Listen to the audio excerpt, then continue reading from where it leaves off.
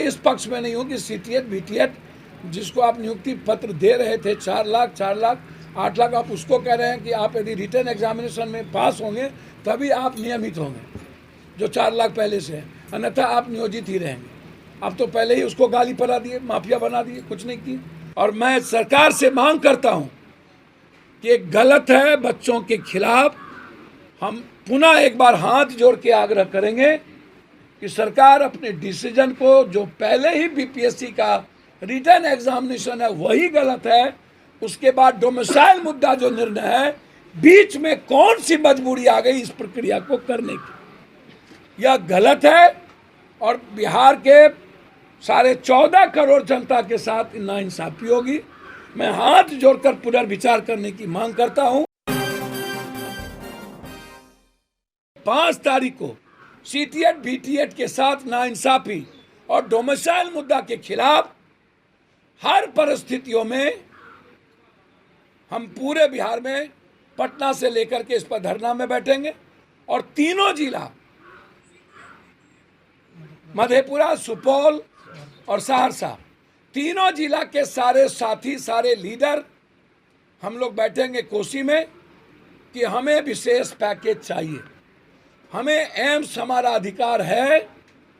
Darbhanga 200 kilometre पर है, Saharsa 450 kilometre पर है। तो मुझको आश्चर्य होता है कि इस पॉलिसी के पीछे कितने धननाट, कितने एजुकेशन माफिया हैं, कितने पदाधिकारी आईएएस अफसर है जिसको कि कितने भूख है, कितने पेट में पैसा चाहिए, कितने आम लोगों के पैसे की इसकी भूख है, कितने घर को खाली करेंगे, कितनी की बीवी को, कितनी की माँ को, कितनी की बहन को ये जेवर भिजवाएंगे। कब तक वसूली जारी रहेगा एक बच्चों से बार बार? कब तक एक ही मुर्गी कितने बार हलाल होगी? आप हमको बता दीजिए। और ये सही प्रक्रिया नहीं है। और मैं अभी भी इस पक्ष में नहीं हूं कि सीटीएट बीटीएट जिसको आप नियुक्ति पत्र दे रहे थे 4 लाख 8 लाख, आप उसको कह रहे हैं कि आप यदि रिटर्न एग्जामिनेशन में पास होंगे तभी आप नियमित होंगे, जो 4 लाख पहले से है, अन्यथा आप नियोजित ही रहेंगे। आप तो पहले ही उसको गाली पला दिए, माफिया बना दिए, कुछ नहीं किए। उसके बाद आप क्या कर रहे हैं? अब आप 4 लाख वाले को कह रहे हैं कि आप पास करिए। अब 4 सालों से जिसको दोहरा देने के बाद, जिसने किताब नहीं छुआ हो एग्जामिनेशन के बाद, उस लगातार अपनी प्रक्रिया में हो, अब उसको आप रिटर्न एग्जामिनेशन की बात कर रहे हैं। चलिए ये भी हम समझ गए कि आप रिटर्न एग्जामिनेशन की बात कर रहे हैं। हमको आप ये बताइए कि रिटर्न एग्जामिनेशन का वो क्वेश्चन आए और वो सेंटर तय हो गया कि किनको पास करना है, किन पैसे वाले को निकालना है। क्या इसमें जो जीनियस होगा वो निकल पाएंगे? क्या इसमें जो कॉमन और आम आदमी बच्चे होंगे, जो टॉपर होगा, क्या वो निकाल पाएंगे? या पप्पू यादव का बेटा, पप्पू यादव का परिवार जो दलाल है, जो पैसा देता है, वैसे लोग निकलेंगे? बिना पैसे के क्या नौकरी होगी? क्या गरीब आदमी, क्या मिडिल क्लास, क्या लोअर मिडिल क्लास के बच्चे नौकरी कर पाएंगे? मेरा सबसे बड़ा सवाल यहाँ ये है। दूसरी बात, सरकार कहती है, बहुत क्लियर है उस मामले में, कि मेरे यहाँ साइंस और मैथ का उपयुक्त टीचर नहीं है।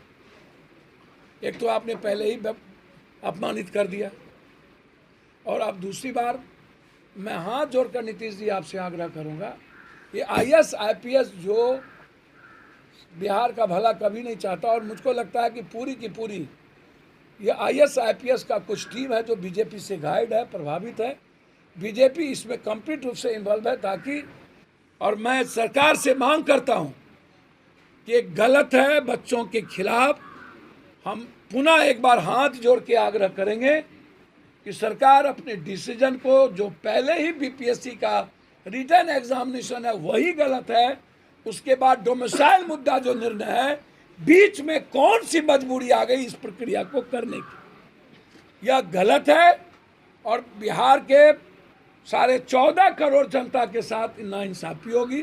मैं हाथ जोड़कर पुनर्विचार करने की मांग करता हूं, अन्यथा मेरे पास सरकार का विरोध तो नहीं करूंगा, लेकिन जनता के हित में उनकी आवाज़ उठाने के लिए मैं प्रतिबद्ध हूं, और ये मेरी जिम्मेदारी है। धन्यवाद।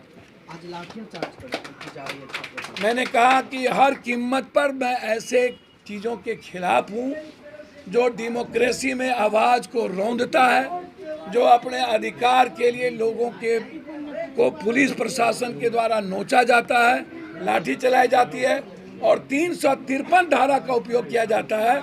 मैं लाठी चार्ज का विरोध करता हूं, लाठी चार्ज के मैं खिलाफ हूं और सख्त लाठी चार्ज जिस पदाधिकारी ने किया उस पर सरकार एक्शन ले।